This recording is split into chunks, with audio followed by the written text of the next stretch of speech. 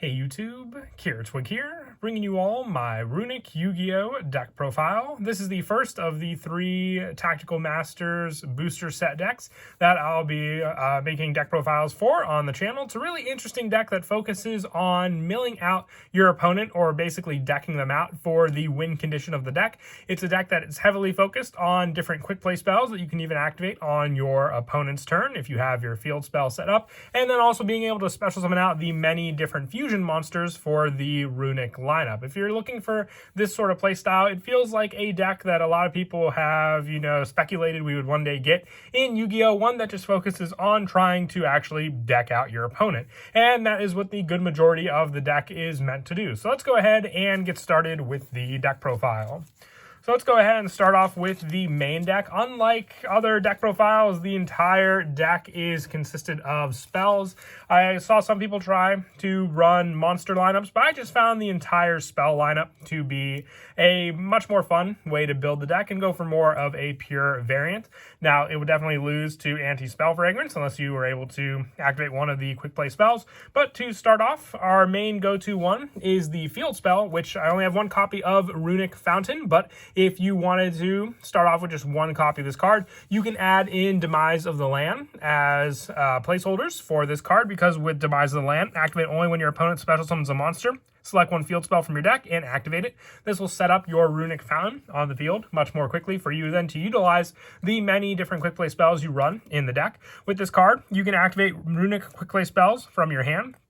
And during your opponent's turn, once per turn, if you activate a Runic quick play spell, you can target up to 3 Runic quick play spells in your graveyard, place them on the bottom of your deck in any order, then draw the same number of cards. So this field spell sets up draw power, so you have the consistency for adding more and more cards back to your hand, because with all the cards in the deck being quick play spells, you're definitely going to go through them very, very quickly. So being able to place just any of those quick play spells back on the bottom of the deck and draw into new cards keeps the engine going, giving you new cards that you can at least use for that play and potentially draw into more Runic cards for you to activate. One of the other quick play spells that we do run in the deck is Runic Tip. One of the other cards I only have one of, but you can substitute it with Book of Eclipse. This card came out in the same booster set. You activate one of these effects, but skip your next battle phase after this activation. You're really not going to use your battle phase at all anyway. In this deck, the whole point of the deck is to mill your opponent out. You add one Runic card from your deck to your hand, except for Runic Tip. And then with this card, banish the top card of your opponent's deck. Or you can special summon one Runic monster from your extra deck to the extra monster zone. So the play there is to summon out the many different fusion monsters we have for the Runics onto the field to make use of to either stop your opponent's plays or set up some of your own, including the field spell lineup. And that card effect is shared by all the different quick play spells we run in the deck. So you either have the option to take away from your opponent's deck or set up a monster on your field to block your opponent's play. And I also run 3 Runic Freezing Curses. You activate one of these effects, but skip your next battle phase. This will happen for the good majority of the cards in the deck. With this one, you target one effect monster your opponent controls, negate its effects until the end of this turn, then banish the top 3 cards of your opponent's deck, or special summon one Runic monster from your extra deck to the extra monster zone. So the second card effect for the cards will all be the same, special summoning out one of the Runic fusion monsters onto the field, but this one stops your opponent's monsters and then also just banishes the top 3 cards of your opponent's deck. That can really take away from a specific engine they may be trying to go for, so the faster you do this spell, the better as well. And I also run 3 Runic Golden Droplet along with the special summon. The first card effect, your opponent draws 1 card, then you banish the top 4 cards of their deck. So a little bit more of a banish play, but you do give them a draw off of this card, but still very, very useful for just 4 additional cards banished from the top of their deck. If it's a 40 card deck, that is 10% of the deck gone right then and there. And I also run 3 Runic Flashing Fire. You activate one of these effects, but skip your next battle phase. You target one special summon monster your opponent controls, destroy it, then banish the top 2 cards of your opponent's deck. So it has more of a card effect that I'll take away from your opponent. That's why it only banishes 2 cards from the top of their deck, and still having the special summon play for the fusion monster. I also run 3 Runic Slumber with this card. You target one face-up monster on the field. The next time that monster will be destroyed by battle or card effect, it is not destroyed. Also, it cannot attack this turn. Then, after applying this effect, banish the top 3 cards of your opponent's deck. So this can even protect your Runic monsters on the field, making it a little more difficult for your opponent to get over that one specific monster on the field, and with it still giving you a special summon option like all the other quick play spells.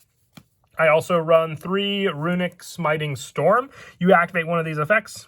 You banish cards from the top of your opponent's deck up to the number of cards they control. So if your opponent has a full board, that can be at least 5 cards then and there with this card, or even just a little bit of back row, or a field spell, or a monster in the extra monster zone. The more they have, the more that this card is well worth it. But even if your opponent doesn't have much on the field to use, you can always use the second effect and just special summon out the fusion monster using this card. Notice that it always says the extra monster zone, so you don't just, summon out multiples of the fusions onto the field. This is just so you can have one fusion monster use at a time. Your opponent takes care of that monster, but then you can just activate another quick play spell to get rid of that one.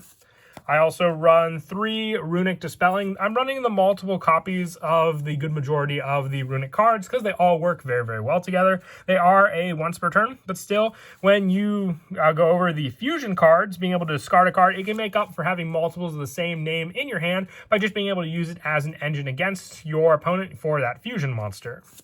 I also run 2 Runic Destruction. You activate one of these effects, but skip your next battle phase. You can target a spell or trap your opponent controls, destroy it, then banish the top 4 cards of your opponent's deck. So this one has a destruction play along with the banish 4. It's for a spell or trap, so it does have to be on the field for that setup. If you wanted to run a 3rd copy of Runic Destruction, you can take out one of the Smiting Storms or one of the additional generic spells that I run in the deck. I do think 3 would be pretty good for that setup. It just comes down to the deck you're playing it well, because a lot of them that are monster focused, this won't work out as well, but so you still have the fusion play ready to use as the second card effect.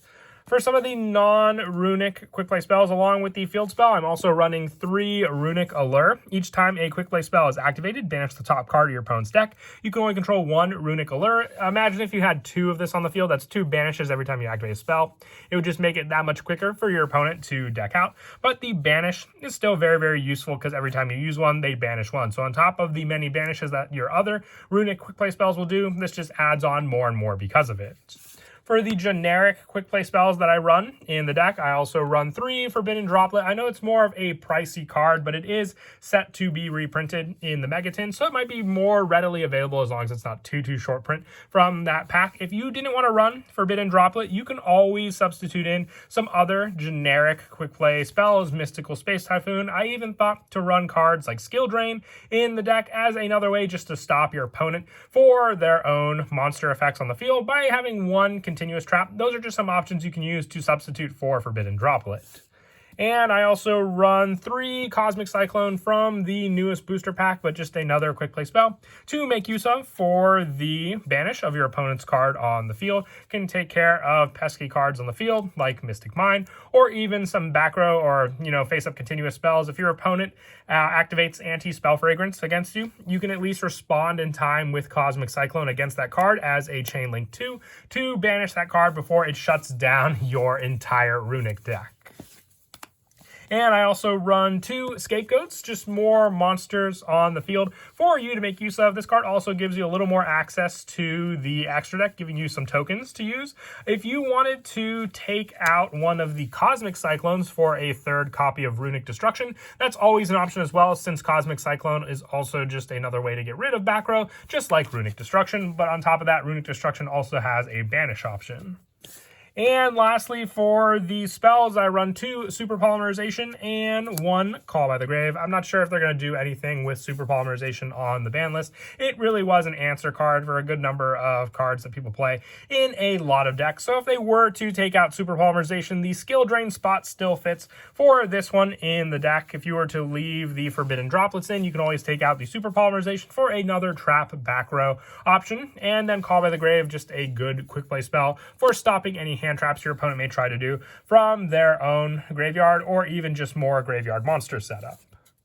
And that is it for the main deck. That might be the first deck where the sole focus was all spell cards that I've ever done on the channel. But moving on to the extra deck, as I stated before, special summoning to the extra monster zone, a Runic extra deck monster, is a big part of all the Runic spells. So I am running 3 Munin, the Runic Wings. And with this card, if it's special summoned from the extra deck, you can discard 1 card to add 1 Runic continuous spell from your deck to your hand. When your opponent activates a card or effect that targets a Runic card you control or a set card you control, quick effect, you can banish this card from you control, negate the activation if you do destroy that card, and once returned during the end phase, gain 1,000 life points. So it makes up for the life point count that you may use for cards like Cosmic Cyclone, but just being able to also discard 1 card can make up for, let's say, the multiples of the same Runic cards you may have in your hand, being able to activate 1, then discard the other for the fusion play. Searching out the continuous spell also sets up the Runic Allure on the field, giving us that 1 of banish that is needed just to continue on the banishing with all the other Runic cards. The important part is the field spell, but it is a field spell and not a continuous, so it can't be searched with Runic Wings. This is just to get our 1 Runic Allure onto the field for us to use. I also run 3 Gary the Runic Fangs. With this one, it's more of a destruction block for your opponent. It cannot be destroyed by card effects. If this card is special summoned from the extra deck, you can target 1 non-quick play spell that's Runic in your graveyard, add to your hand. When this card is destroyed by battle, you can target 1 card on the field and destroy it. So it can't be destroyed by card effects, meaning your opponent more than likely either has to spin this card back to the extra deck, bounce it from the field, or swing into it to destroy it. And when that happens, you can destroy another card on the field and destroy it. This is another answer to your anti-spell fragrance. So if your opponent does activate anti-spell fragrance, you can at least chain 1 of the Runic quick play spells, special summoning this card on the field, and then you have the answer to take care of that anti-spell fragrance, unless your opponent has another answer to get rid of this card without destroying it by battle. And also being able to just recycle back your field spell back to your hand helps for more of the setup, being able to reactivate it again and then have the answer to activate your quick play spells from your hand thanks to that card. And I also run 1 Yugioh the Runic Wings. I have 1 of this card. The reason I run only 1 of this card is for the fact that if it's special summon from the extra deck, you can discard 1 card to add 1 Runic field spell from your deck to your hand. So once you have that field spell set up, unless your opponent once again destroys it, which you do have other ways to recycle it, you can at least use that and then be set to go with your other Runic cards. And with this card for the field spell, if this card with the play after the field spell is set, if another card you control will be destroyed by a card effect, you can banish this card you control instead. And if this card on the field is destroyed by battle or card effect, return this card to the extra deck. So you can recycle the Yugioh the Runic Wings back to the extra deck if it's destroyed by battle or card effect. Most of the time, you will want to use it to protect your field spell, so you will end up banishing it. So if you wanted to use multiples of this card in the deck, I can show what other generic fusions, which are mostly in here for the super polymerization targets, you can take out for it. I have the 1 Starving Venom Fusion Dragon, the 1 Mud Dragon, the 1 Dragostapelia, the 1 Garura, Wings of Resonant Life, and the 1 Predaplant, Trivial Veritum, for the additional Super Poly targets. If you wanted to run more copies of Runic Wings, you can take out Trivial Veritum and then the Dragostapelia. I find that Starving Venom, Garura, and Mud Dragon are the best ones for the Super Poly, especially the new Garura from the Power of the Elements set. And then for the Link monsters, it doesn't happen often, but still usable with some of the Runic cards you have on the field. But the 1 Barricade Board Blocker, 1 Nightmare Cerberus, and the 1 Nightmare Phoenix. With the Barricade Board Blocker, you need 2 monsters with different names. So most of the time, it'll be the Runic monster and then 1 of the Scapegoat tokens. And then you can use the Barricade Board Blocker for that additional summon for getting out some of the other monsters also. But as for some of the combo plays, a big part of all of them that you do in the deck revolves around just setting up your field spell and then knowing what spells to activate against your opponent, banishing cards, and then special summoning out the fusion monster onto the field. It's really no big combos that you do in the deck. You're just banishing cards and then using those fusion monsters, knowing when to special summon ones out onto the field, and then also just making use of your Runic Fountain to recycle the many different Runic spells from your graveyard back on to the bottom of the deck, and then drawing the same number of cards from your deck into your hand to at least keep the consistency. Otherwise, you would just burn out of your hand very, very quickly and not really be going with much in your hand. You'd be going with like the top deck draws off of each one and then just determining what I can do with 1 card and hope my opponent doesn't finish me in the game after that.